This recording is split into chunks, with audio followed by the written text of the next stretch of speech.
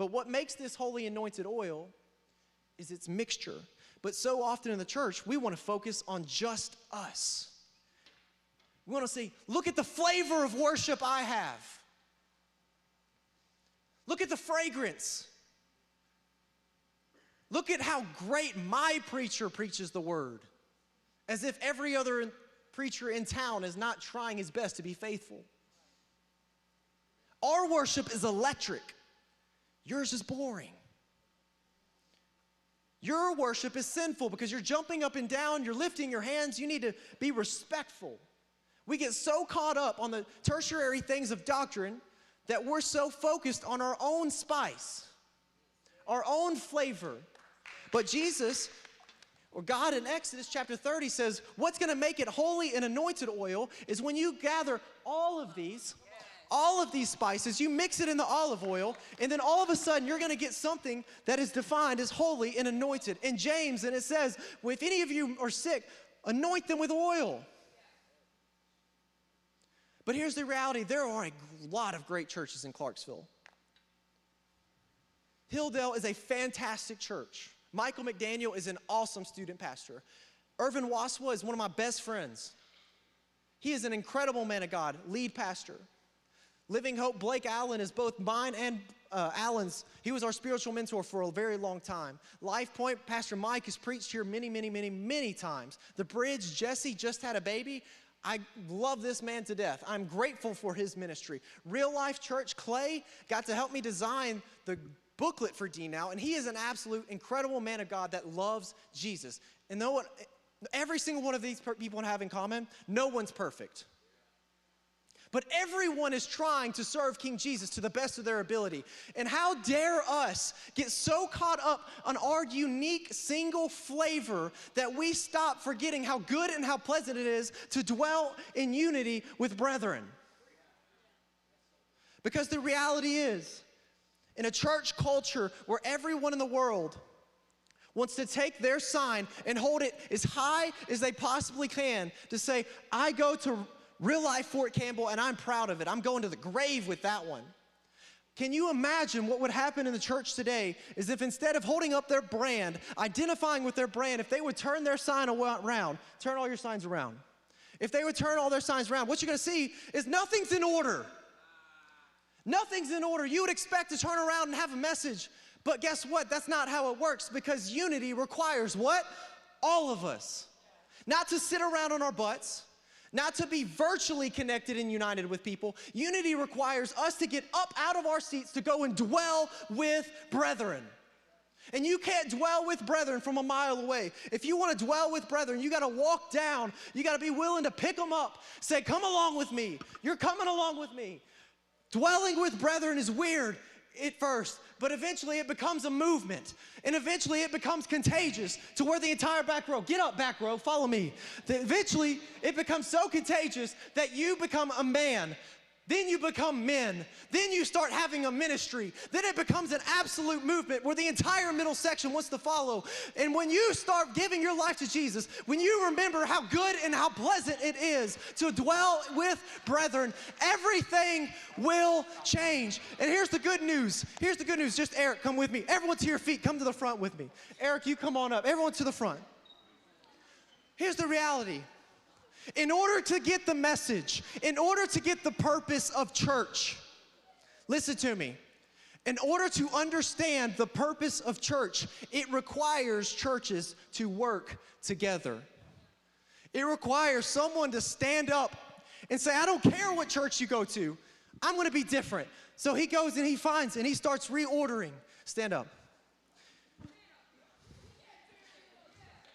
Right here. And then he goes and he has to find the next one. Where's the next one, Eric? Maverick, come on up here, buddy. Stand right here.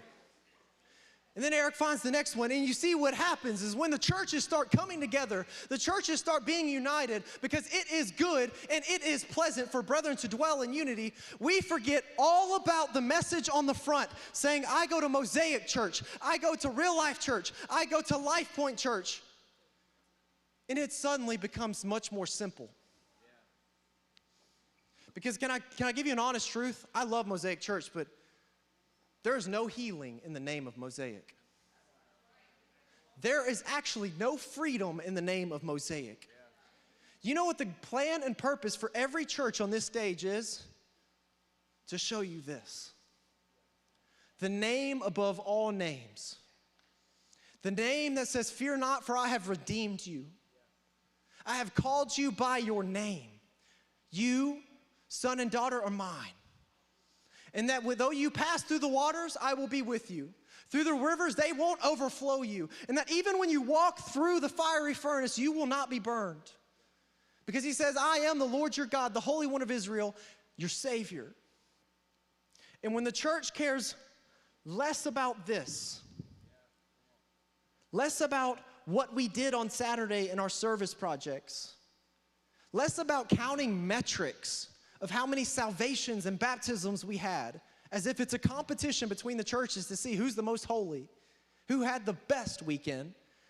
When churches forget that it's about this, there's only division. But can I tell you, when we set aside the name that's on our shirts,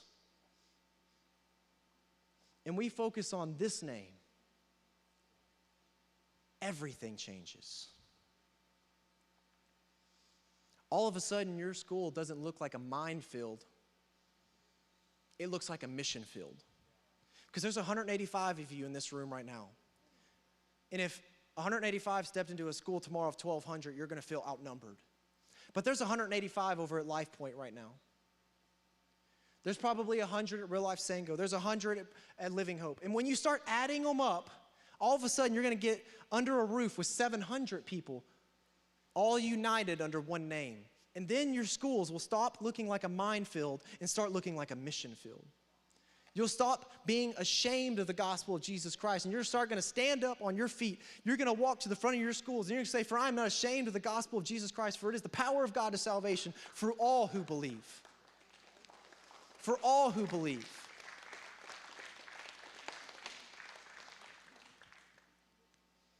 Can I tell you, tonight was awkward for me. The worship team didn't get to rehearse. We didn't have microphones. If you notice, why did we hang out in the auditorium? Because we didn't have microphones running until about 6:15. And at first, I was thinking, the enemy is trying to do something here. But then the Lord gave me a peace in my heart. And he said, he can only do what I let him do. And that though you had plans tonight, I'm going to direct your steps. Though you had plans tonight to walk through your service order, what I'm going to do is reposture your worship. And I believe that's happened tonight for some of you. That your worship has been repostured. That your eyes are less focused on the name that's on the front of many of our shirts of Mosaic. And it's more focused on how good and how pleasant it is for brethren to dwell together in unity. Because it is like the precious oil upon the head that's running down the beard of Aaron, running down to the edge of his garments. It is like the dew from Mount Hermon descending upon the mountain of Zion. And then we realize it's the Lord that has commanded it, and that this blessing of unity is life forevermore. Because look around you. These are people you're going to spend eternity with. And that should be something that fires us up. Man makes his plans, but the Lord orders his steps. Man makes brands. Man makes brands. Jesus doesn't care about your brand. He cares if you're a disciple. And his word tells us very clearly, like we read earlier, how will they know that you're a disciple of Jesus Christ? In how you love one another.